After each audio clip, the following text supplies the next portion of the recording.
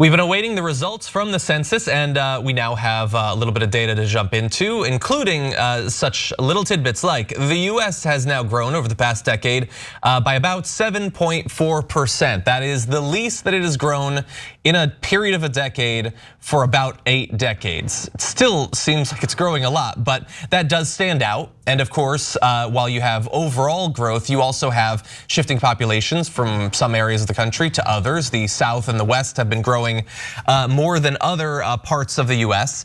But beyond that, some of the, I would say I guess most interesting conversation that's been going on so far since the news broke this morning is about the changing racial demographics of the United States, as well as how this might intersect with gerrymandering and the distribution of political power in the near future. So let's put up a graph that's gonna show you how different racial categories, again, self-reported racial categories in the census have been shifting as multiple, I believe, censi have now passed. Not Hispanic white respondents have dropped below 60% for the first time in history. And you can see other racial categories either growing or staying at around the same percentage. Most notably, perhaps the percentage of the population identifying as Asian has risen from just 2.8% back in 1990 to 6.1% in 2020. Still a small segment of the population, but more than twice as large as it was.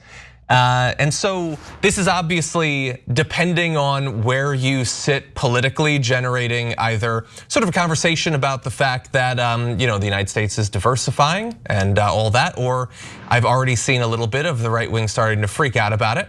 And so that's probably our political reality going forward.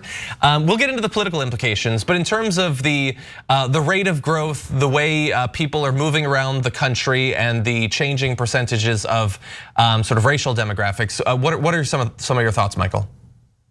I mean, the stuff that you're talking about now is fascinating. To see that Phoenix has now passed Philadelphia, for example, as the 5th largest city in the country, and that kind of statistical stuff I find amazing.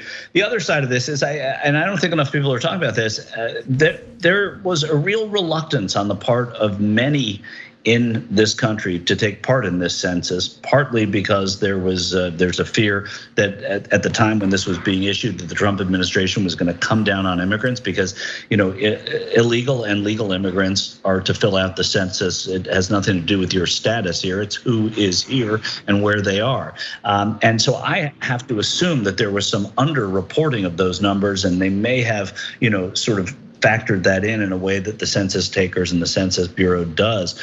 But I have to think that a lot of this is conservative, and these cities and states are going to see further changes if there is any kind of softening, and I wouldn't presume that there would be in the way that the argument is made before the next census. But I think it's fascinating to see where people are right now, and where Hispanic majorities are growing around the country, and in point of fact where they're not. And then I know you're going to get to the politics. You look at some of these states that have governors who are so upset about immigration, and they have 1, 2, 3, 6% Latin population in those states. It's surprising. This is very interesting. I was primarily a little bit shocked, I guess, by the fact that the largest growth that they saw in any group is mixed race. And it really says that a lot of people in our nation are not adhering to the generations of the past, those restrictions of only white people can be with white people, black people with black people. Those antiquated ideologies are not holding steadfast, and people are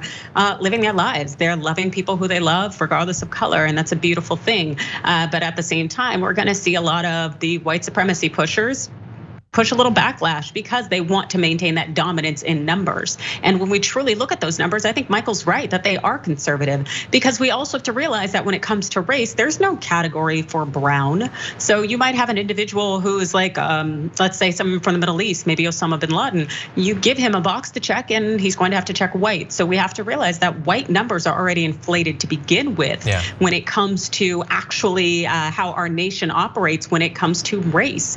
And so when you actually strip it down and look at the truth, it definitely seems that white is very much in the minority. Yeah, and I'm glad that you pointed out. First of all, I'm glad that we have the data on people identifying as more than one race. But then even with that, of course, these labels are I mean, there's a ton of problems with the way that it's historically been done, and that even currently. So yeah, there's a lot that we don't know necessarily. I'm like Michael. I love diving into the numbers, but I can only imagine how much is actually being washed away, as in the example that Adrienne just used. Just want to throw out, I did see the under 18 population is now majority people of color for the first time at 52.7%. Not surprising considering the other numbers that we're looking at here. As Michael pointed out, Philadelphia has dropped below Phoenix, but also all 10 of the largest US cities saw their populations rise in the past decade. I think I read that Buffalo's population went up for the first time in many decades. 3 big cities in Texas, Houston, San Antonio, and Dallas outpaced the national average. We'll see what a couple of years with their energy grid does to all of these new transplants from other states. New York City grew by nearly 8%, defying predictions that its population was on the decline. Now, it is possible that some people left during the pandemic after filling out the census, I guess, but it hardly seems as if most of New York is running away. But I want to get into the politics too, because we can't talk about the census without wondering what effect it's going to have on the distribution of political power. We're just getting some initial reactions from people who do sort of this work, but according to Nate Cohn, the data was less favorable to Republicans than some experts expected, with rural areas and white people's share of the population shrinking while traditionally Democratic cities and increasingly Democratic suburbs grew. But it's also pointed out that Republican-controlled legislatures will still get to redraw 187 maps compared to Democrats' 84. And so, sure, the raw numbers might not be exactly what the Republicans would hope, but they're still the ones who are going to be working with those raw numbers. And of course, the judiciary that's going to be approving or denying a lot of these maps that we're going to be seeing not far off in the future is far more conservative than it was after a few years of the Trump presidency. So, Michael, I know you probably had some expectations going into this process about how it might affect the distribution of congressional seats and all that. Has your opinion changed at all now that you're seeing some of the data? From me looking at the data, my opinion hasn't changed. From me looking at the people who I trust who look at this data, certainly it has. And I think when you look at a lot of the people who look at redistricting and gerrymandering and how, Texas is the most glaring example, right? 23 of 36 House seats are held by Republicans in Texas. There are going to be 2 more House seats there. You see where these population shifts. 4 out of the 10 largest growing cities in the country are suburbs in Texas. So it's Frisco and McKinney and Conroe and a 4th one in Texas. So you're going to see the Republicans there say, okay, you know what? Instead of having parts of a city like Austin have Republican representation and some Democratic representation, let's just make a Democratic district in Austin, and that way we can move it out and we can get our 2 seats outside of Austin and outside of San Antonio, where they can just be pure Republican. So they get to sort of, for the next 10 years, say we're going to have these Republican seats. That's going to go on in Texas, may go on in Florida to a degree,